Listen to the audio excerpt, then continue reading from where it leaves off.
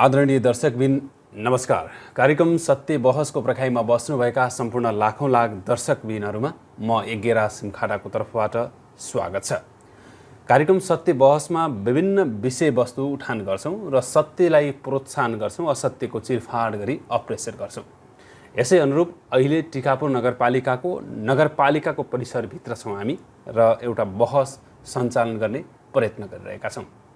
देशभरिका पालिकाहरूमा अहिले नवनिर्वाचितहरू अर्थात् नवनिर्वाचित प्रतिनिधिहरू आफ्नो पदभार ग्रहण गरिसकेको अवस्था छ र कतिपय ठाउँमा आफूले गौरवका आयोजना अर्थात् गौरवका कार्यक्रमहरू अगाडि बढाइरहेको अवस्था पनि देखिएको छ, उदाहरणीय कामहरू पनि देखाइरहेको अवस्था देखिएको छ।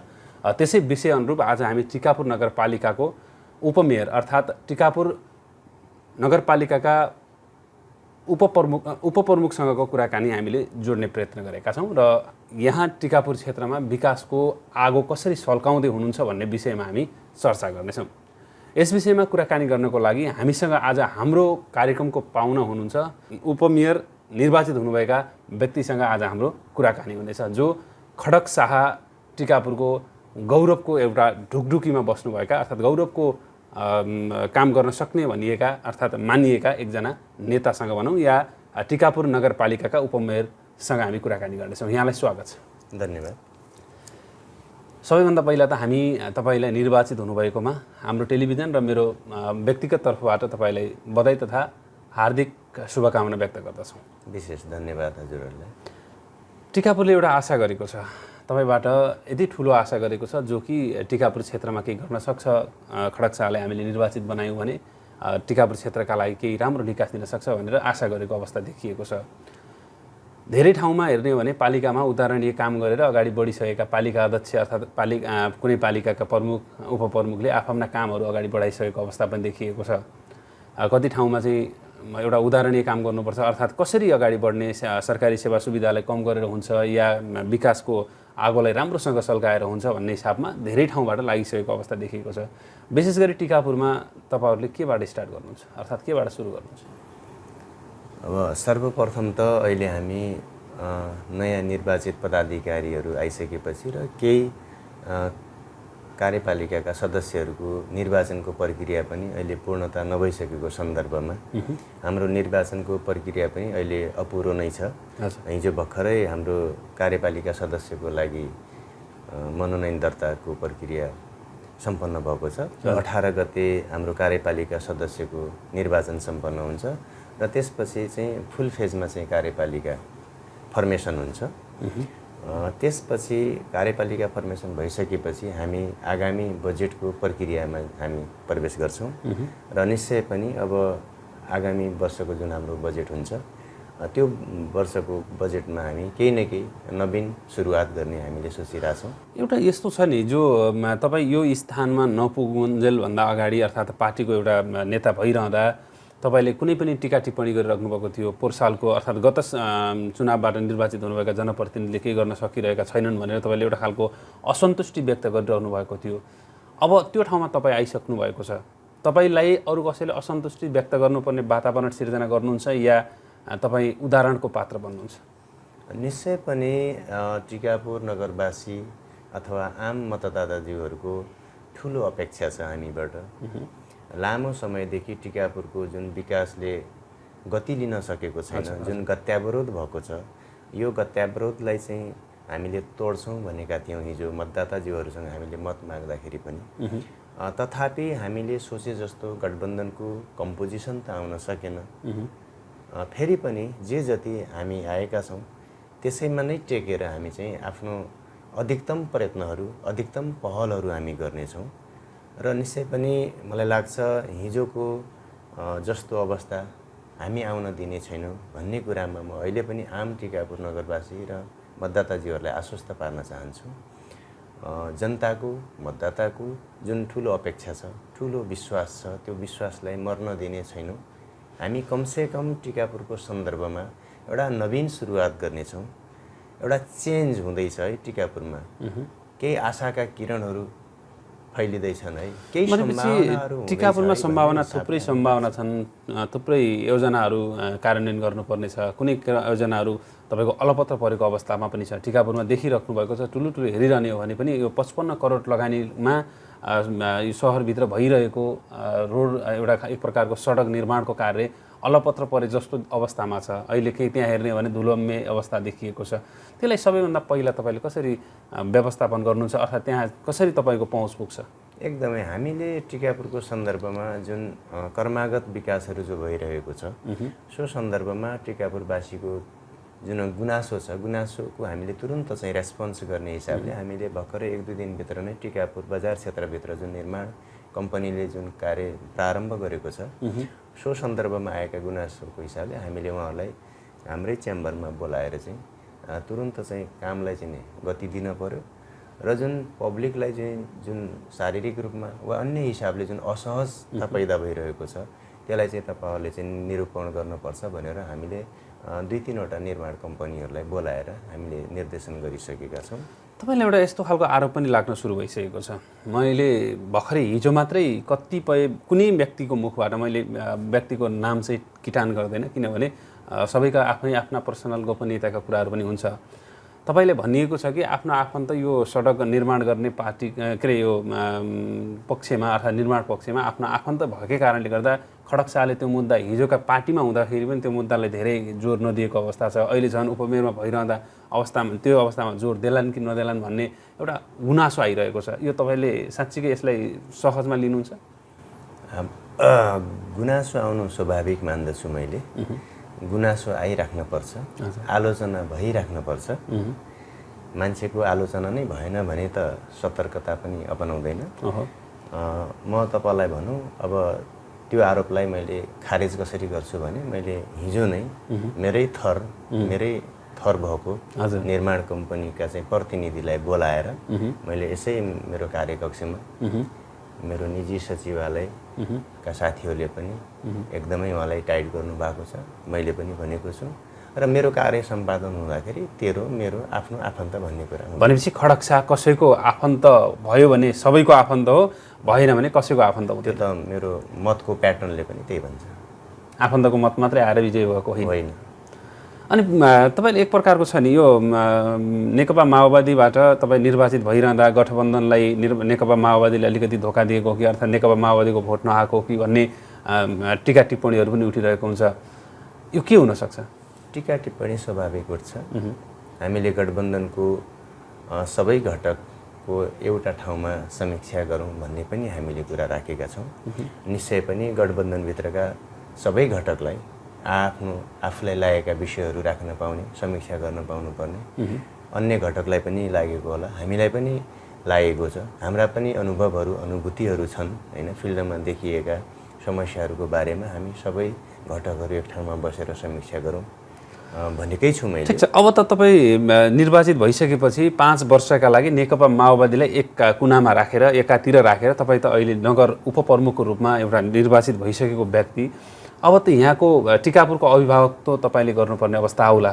मैले यहाँनिर यो कुरा किन जोडेँ भने विभिन्न सेक्टरमा अहिले हेरिराख्नु भएको छ भने काठमाडौँ महानगरपालिकादेखि लिएर अरू कुनै कुनै उपमहानगरपालिका र कुनै पालिकाहरूका मेयर उपमेयरहरूले चाहिँ आफ्नो सेवा सुविधाहरू कटौती गर्ने, अर्थात् नेपाल सरकारबाट पाएको सेवा सुविधाहरूले नलिने, सरकारी गाडी पनि नचढ्ने निर्णय गरेका छन्। तपाईँहरू यो विषयमा कतिको सरकारी सेवा सुविधाहरू लिने या नलिनेमा के छ तपाईँको धारणा? होइन, अहिले त हामी त्यो फेजमा नै हामी प्रवेश भइसकेका छैनौँ। अहिले मैले अघि पनि भने हामी निर्वाचनकै प्रक्रियामा छौँ। अझै कार्यपालिकाको निर्वाचन सम्पन्न भइसकेको अवस्था छैन। जब हामी त्यो प्रक्रियामा प्रवेश गर्छौँ त्यसपछि हामीले के गर्ने भन्ने कुरा एउटा चाहिँ प्लानमा हामी जान्छौँ। र अब यो सेवा सुविधाको कुरा जो छ, अब सेवा सुविधा भन्ने कुरा आवश्यकताको सिद्धान्तमा आधारित हुन्छ जस्तो मलाई लाग्छ। हुन त तपाईँको आफ्नो एउटा पार्टीबाट, जुन पार्टीबाट आउनुभएको छ त्यो पार्टी पनि एकदम ठुलो विलासिताका सामानहरू युज गर्ने, अर्थात् त्यो एकदमै यस आराममा बस्नुपर्ने पार्टी त होइन। अहिले पनि आफ्नो पुरानो बाइकमा आउँछु। हजुर, तर आवश्यकता पर्यो भने अफिसको गाडी मैले प्रयोग गर्छु। मानिलिनुहोस् मैले धनगढी जान पर्यो होइन, 1 घन्टाभित्रै वा 2 घन्टाभित्रै पुग्न पर्यो, फर्किन पर्यो भने त मैले बाइकमा त्यतिसम्म पनि नहोला। त्यसले गर्दाखेरि आवश्यकताको सिद्धान्तमा टेकेर गाडीको प्रयोग उसो भए गर्ने तपाईँ वा टिकापुर बाइकको प्रयोग। सेरोफेरोमा काम गरिरहँदा तपाईँले नेपाल सरकारको गाडी भनौँ या टिकापुर नगरपालिकाको मेयरको गाडीमा तपाईँ चढ्नुहुन्न? एकदमै म चाहिँ टिकापुरको सेरोफेरोमा मैले बाइकबाट चाहिँ आफ्नो कार्य सम्पादन गर्ने सन्दर्भमा मैले अधिकतम रूपमा बाइकमै चढ्छु भन्ने मैले सोचेको छु। भने पनि आफ्नो पर्सनल बाइकमा चढ्नुहुन्छ? अहिलेसम्म म आफ्नो पर्सनल बाइकमै छु। भनेपछि ग्रेट सोच छ तपाईँको पनि।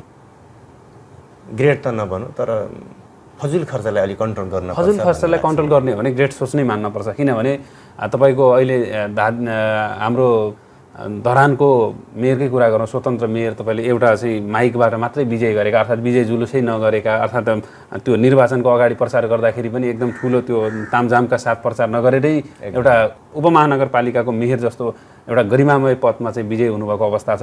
उहाँले के गर्नुभएको छ भने विजय भएको केही दिनभित्र मात्रै पानीको मुहानसम्म गएर त्यहाँको अवस्था बुझ्नु भएको छ। अर्थात् उहाँ लोकप्रियता हुनको लागि भनौँ या सामाजिक अभियन्ताबाट अगाडि आउनुभएको व्यक्ति भएर उहाँ चाहिँ अहिले हाइलाइटमा हुनुहुन्छ। त्यस्तो उदाहरणीय व्यक्ति बन्न कतिको सहज कतिको असहज होला? सजिलो पक्कै पनि छैन तर असम्भव पनि हुँदैन। हामी त्यतातिर प्रयत्नशील छौँ। हामी पनि केही दिनमा एउटा चरण पार गरिसकेपछि हामी ड्रास्टिक चेन्ज त नभनौँ, हजुर, कमसेकम चेन्ज हुँदैछ है, टिकापुरमा केही परिवर्तन हुँदैछ है भन्ने कुराको अनुभूति चाहिँ हामी गराउने सन्देश दिनुहुन्छ। एकदम। भनेपछि अहिले त यो हेर्नु न, गत 5 वर्ष अगाडिको निर्वाचनमा हेर्ने हो भने स्वतन्त्र उम्मेदवारहरू एकदमै कम सुन्न पाइन्थ्यो, उम्मेदवार मात्रै भएको देख्न पाइन्थ्यो। अहिले त छ्यापछ्याप्ती विजयीको लहर चलेको छ। अबको 5 वर्षमा तपाईँले पनि राम्रो गतिलो सोचे जस्तो काम गर्न सक्नु भएन भने टिकापुरमा पनि एउटा बालेन शाह अर्थात् एउटा गोपी हमाल लगायतका जस्ता मान्छेहरू अर्थात् त्यस्ता उदाहरणीय व्यक्तिहरू निर्वाचित होलान् कि भन्ने खतरा पनि छ, अर्थात् उदाउलान् कि भन्ने खतरा छ। अब तपाईँले 5 वर्षभित्र के गर्नुहुन्छ त्यस्तो अवस्था नआउनु दिनु? ठिकै हो, पोलिटिक्स भनेको सम्भावनाको खेल हो। सबै कुरा सम्भावनाहरू रहन्छन् नै। र जसरी बालेन शाहहरूको उदाउने प्रक्रियाको सुरुवात भयो, म एकदमै कतै केही नमानिकन मेरो प्रष्ट धारणा के छ भने दलप्रतिको जनताको वितृष्णा हो, अविश्वास हो, जनताको जुन अपेक्षा हो, जनताको अपेक्षा अनुसार दलले काम गर्न नसकेको अवस्थामा त्यसको विकल्पको रूपमा बालेन शाहहरू हमालज्यूहरू हुनुभएको। तपाईँको प्रश्नमा म 100% सहमत छु कि हामीले यदि 5 वर्ष कार्यकाललाई जनताको अपेक्षा अनुसार जोडेर चाहिँ लान सकेनौँ भने निश्चय पनि टिकापुरमा बालेन शाहहरूको उदय हुन सक्छ, किनकि सम्भावनालाई कहिले पनि नकार्न सकिँदैन। त्यसैले यो दलीय व्यवस्थामा दलले नै चाहिँ जनताका अपेक्षाहरू, जनताका गुनासाहरू, जनजीविकाका कुराहरू, जनताका समस्याहरू, जनताका दैनिकीलाई चाहिँ हामीले चाहिँ रेस्पोन्स गरेर चाहिँ जानुपर्छ भन्ने मलाई लाग्छ। ठिक, एकदम। यो प्रसङ्ग मैले किन उठाएको भने उदाहरणीय काम गर्नलाई अर्थात् नेपाल सरकारका मातहतमा भएका व्यक्तिहरूले पनि एउटा व्यक्ति विशेष र व्यक्तिको जनजीवनसँग सम्बन्धित काम गर्नुपर्छ भन्ने मैले कुरा उठाएको हो। अब मैले एउटा अर्को प्रसङ्ग के उठाउन चाहेको छु भने टिकापुरमा म एउटा मिडियाकर्मी भइरहँदा मैले थुप्रै यहाँ समस्याहरू देखेको छु। थुप्रै समस्याहरूमध्ये मसँग अहिले 4वटा म समस्याहरू जटिल समस्याहरू राख्छु। यो जटिल समस्या मैले त हुन त तपाईँले पनि यसको विषयमा ज्ञान छ, यसको विषयमा अवगत छ, थाहा छ, सबै कुराहरू भइरहँदा पनि केही कुराहरू केही टेक्निकल समस्याहरूले गर्न नसकिएको होला या गर्न सक्नु होला, पछिको कुरा छँदैछ। टिकापुरमा एउटा पहिलो नम्बरमा बीच बजारमा बधशाला छ जो मासु कटिङ गर्दा त्यहाँ दुर्गन्धित फैलिएको अवस्था छ, 1 पोइन्टमा 1 छ। 2 नम्बरमा निर्माणाधीन भनौँ या एकचोटि प्लेन ल्यान्ड भइसकेको र अहिले प्लेन ल्यान्ड हुन नसक्ने अवस्थामा रहेको विमानस्थल छ। सनकटी घाट छ, सनकटी घाट या दौलतपुर घाट, यी 2 घाटमा पुलको अवस्था छ। यो अलिकति जटिल समस्या पनि हुनसक्छ। त्यस्तै भन्सारको कुरा छ। 4वटा कुरालाई पहिलो प्राथमिकतामा तपाईँले कसरी व्यवस्थित गर्न सक्नुहुन्छ? कुन कामलाई पहिला सुरुवातमा तपाईँले स्टार्ट गर्नुहुन्छ? धन्यवाद। हजुरले जुन पहिलो कुरा राख्नुभयो बधशालाको कुरा, हजुर, मैले यो बधशालाको विषय आजभन्दा 10 वर्ष 12 वर्ष अघि नै जब म दलीय प्रतिनिधि भएर चाहिँ नगरपालिकामा प्रतिनिधित्व गर्थेँ त्यतिखेरदेखि नै मेरो यसमा चाहिँ असहमति हो। किनकि हाम्रो स्वास्थ्य क्षेत्र खास गरिकन अस्पतालको छेउमै बधशाला हुनु यो राम्रो कुरा होइन, यसलाई चाहिँ सिफ्ट गर्नुपर्छ भनेर मैले बारम्बार उठाएको कुरा हो। अहिले म त्यो कार्यान्वयन गर्ने संस्थामा प्रवेश गरिसकेपछि तपाईँले भनेको कुरा र मैले हिजो उठान गरेको विषयको बारेमा म एकदमै गम्भीरताका साथमा चाहिँ त्यसलाई कार्यान्वयन गर्ने सन्दर्भमा अगाडि बढाउने छु। कहिलेसम्म सम्भव होला? हामी चाहिँ नयाँ आर्थिक वर्षभित्र चाहिँ कार्यान्वयन गर्ने कुरा अगाडि बढाइहाल्छौँ। सुरु हुन्छ एकदमै विश्वस्त भए हुन्छ। एकदम एयरपोर्टको कुरा जुन उठाउनु भएको छ, कार्यक्षेत्रका हिसाबले, क्षेत्राधिकारका हिसाबले हाम्रो क्षेत्रभित्र नपरे पनि, हाम्रो चाहिँ संस्थाको उसमा नपरे पनि, तर सम्बन्धित निकायमा पहल गर्ने सन्दर्भमा, प्रयत्न गर्ने सन्दर्भमा हाम्रो तर्फबाट प्रचुर मात्रामा हुनेछ। हामी कुनै पनि प्रकारको कसर बाँकी राख्ने छैनौँ। भर्खरै 2-4 दिन अगाडि पनि एयरपोर्टसँग सम्बन्धित टिम आएर केही हाम्रो फिडब्याकहरू लगेर जानुभएको छ र फेरि पनि हामी निरन्तर रूपमा कमसेकम टिकापुरमा चाँडोभन्दा चाँडो चाहिँ हाम्रो एयरपोर्ट चाहिँ सञ्चालन हुनुपर्छ भन्ने सन्दर्भमा हामी आम टिकापुरवासीहरू पनि एकमत छौँ र हाम्रो प्रयत्न पनि जारी नै रहनेछ एयरपोर्टको सन्दर्भमा।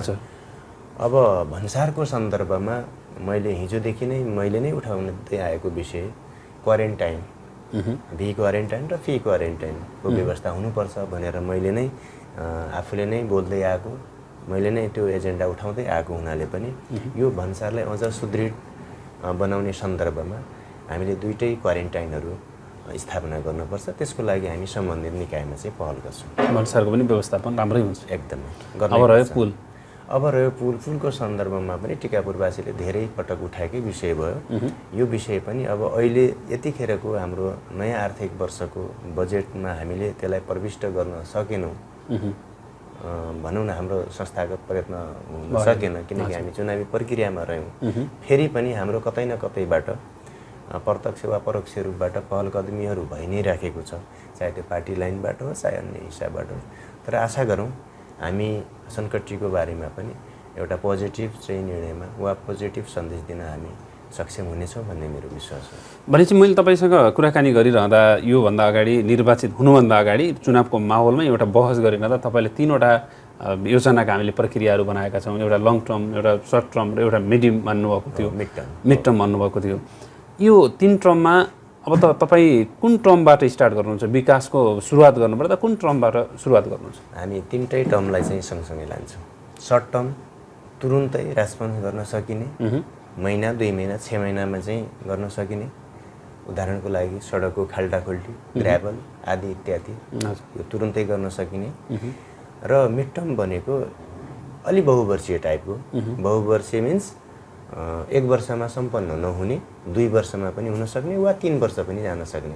1 वर्षभन्दा बेसी वर्ष भनेपछि तपाईँकै कार्यकालभित्र सकियोस् त्यसलाई चाहिँ नि त्यसलाई चाहिँ नि मिड टर्ममा राख्छौँ।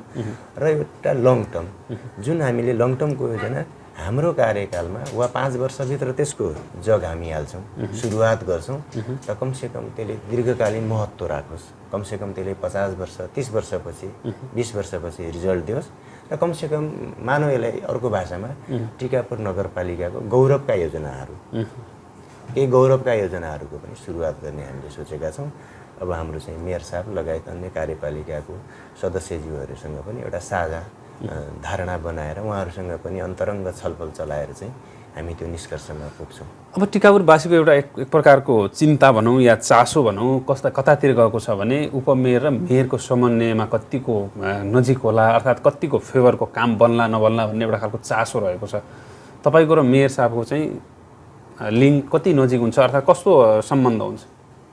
जनताको जनादेश, जनताको म्यान्डेट अनुसार नै जुन हाम्रो कम्पोजिसन देखिएको छ, त्यसले गर्दाखेरि हामीले कसैले कसैलाई निषेध गरेर जाने वा कसैले आग्रह पूर्वाग्रह राखेर जाने कुरा हुँदैन। अब हामी निर्वाचित भइसकेपछि, जनताले हामीलाई काम गर्ने अवसर प्रदान गरिसकेपछि हामीले एक अर्कालाई सहयोग गर्नुको विकल्प नै छैन।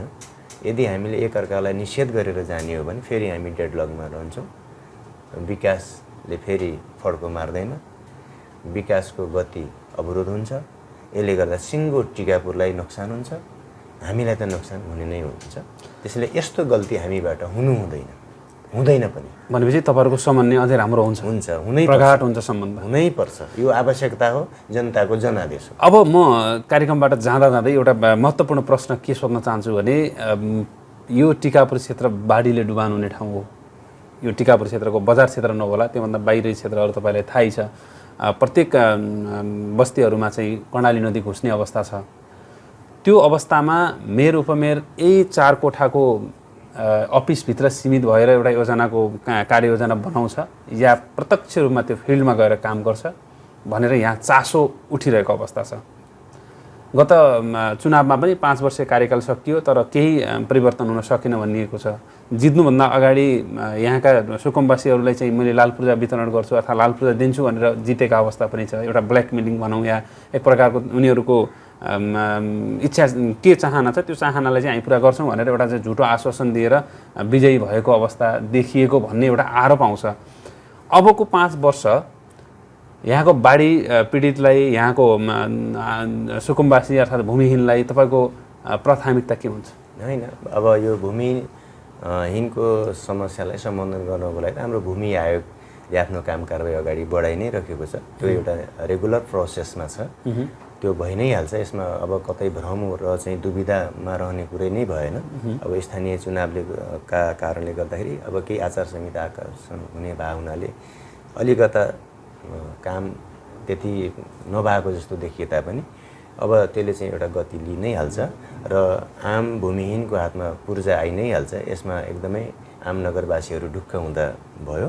र अर्को कुरा यो बाढी पीडितको कुरा जुन उठाउनु भएको छ, हामी यो बन्द कोठामा वा यो नगरपालिकाको परिसरमा मात्र सीमित छैनौँ। मैले आजभन्दा 2 दिन अगाडि नै मैले चाहिँ हाम्रो लाइन मिनिस्टरसँग कुरा गरेको छु। मैले टेलिफोनमा कुरा गरेको छु र उहाँको चाहिँ 18 गते आँखाको अपरेसन हुने हाम्रो ऊर्जा मन्त्रीज्यू। हजुर हजुर। र त्यसपछि 1 हप्ता म रेस्टमा रहन्छु र रेस्टपछि म तुरुन्त टिकापुर आउँछु र म साइट भिजिट गर्छु भनेर उहाँले चाहिँ आश्वासन दिनुभएको छ। मान्य पम्फा भुषालजीसँग एकदमै कुरा भएको छ र उहाँलाई एकचोटि साइट भिजिट गराइसकेपछि हामीले अब तुरुन्तै मनसुन सुरु हुँदैछ र त्यसको लागि मैले त्यहाँको हाकिम साहबसँग रानी जमरा कुलरियाको चाहिँ हाकिम साहबसँग पनि कुरा गरेको छु। उहाँ काठमाडौँ हुनुहुन्छ, उहाँ 1-2 दिनमै फर्किँदै हुनुहुन्छ र हामीले कमसेकम यो मनसुन पूर्व नै हामीले सम्भावित जोखिमलाई र खतरालाई न्यूनीकरण गर्नका लागि हामीले सम्पूर्ण कुराहरू चाहिँ अवलम्बन गर्छौँ र रेस्क्यु भन्दा पूर्वको अवस्थालाई पनि हामीले आकलन गरेर हैन त्यतातिर पनि हामीले हिजो नै एउटा चाहिँ डिजास्टरको डेमोको चाहिँ हामीले समापन गरेका छौँ। भनेपछि टिकापुरका जनताले भनौँ न टिकापुरवासीहरूलाई हामी के आश्वस्त पार्न चाहन्छौँ भने अब टिकापुरमा बाढी पीडितको सन्दर्भमा त्यसले जुन जोखिम ल्याउन सक्छ त्यो जोखिमलाई हामीले सहजै हाम्रो नागरिकलाई हैन त्यो जोखिमबाट मुक्त पार्नको लागि हामी सबै जुक्तिहरू अपनाउने सन्दर्भमा हामी अलर्टमा छौँ। भनेपछि यहाँको जो टिकापुरका नागरिकहरूले तपाईँले एक प्रकारको सोच राखेका थिए, निर्वाचित भएको केही दिनभित्रै तपाईँले भनेअनुसार धेरै कामहरू तपाईँले स्टार्ट गरिसक्नु भएको रहेछ। अहिले हामीले कुराकानी गरिरहँदा यो कुरा थाहा भएको छ। तर बाहिरबाट के भएको छ भने मेयर उपमेयर विजय भइसकेपछि र्याली जुलुस अनि त्यसपछि खुसियाली बनाउँदैमा उहाँहरूका दिन गइरहेका छन् भन्ने पनि एउटा खालको आरोप लागेको छ।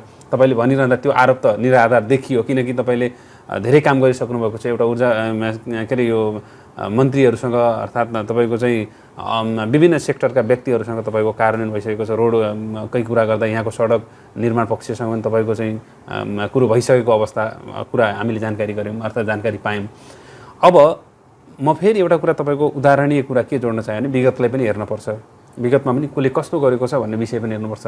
तपाईँ कर्णाली स्कुलको अध्यक्ष भइरहँदा कर्णाली स्कुललाई अर्थात् विकासको स्थितिमा अर्थात् त्यो लेभलमा पुर्याउनु भयो कि जुन उदाहरणीय एउटा वातावरण बनेको छ त्यो लेभलमा पुर्याउनु भयो।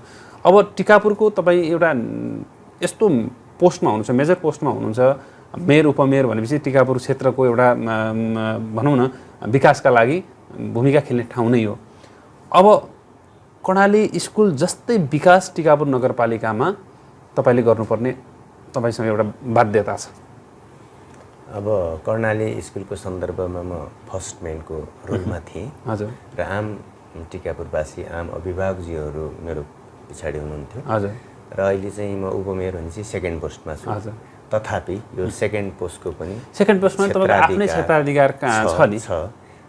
फेरि पनि यो पोस्टलाई पनि मैले चाहिँ अधिकतम रूपमा आम टिकापुरवासीको पक्षमा कार्य सम्पादन गर्ने सन्दर्भमा मैले अघि पनि प्रारम्भमै पनि भने मैले 1 इन्च पनि दायाँ बायाँ नगरिकन कन्जुसियाइ नगरिकन मैले आफ्नो क्षेत्राधिकार भन्दा बाहिर गएर पनि यदि टिकापुरवासीको हक हित हुन्छ भने म त्यहाँ पनि पुग्नेछु र त्यसको लागि समन्वय सहकार्य र पहलहरू गर्नेछु र मैले फेरि पनि दोहोऱ्याएँ कि टिकापुरवासीले हामीबाट धेरै अपेक्षा राख्नु भएको छ।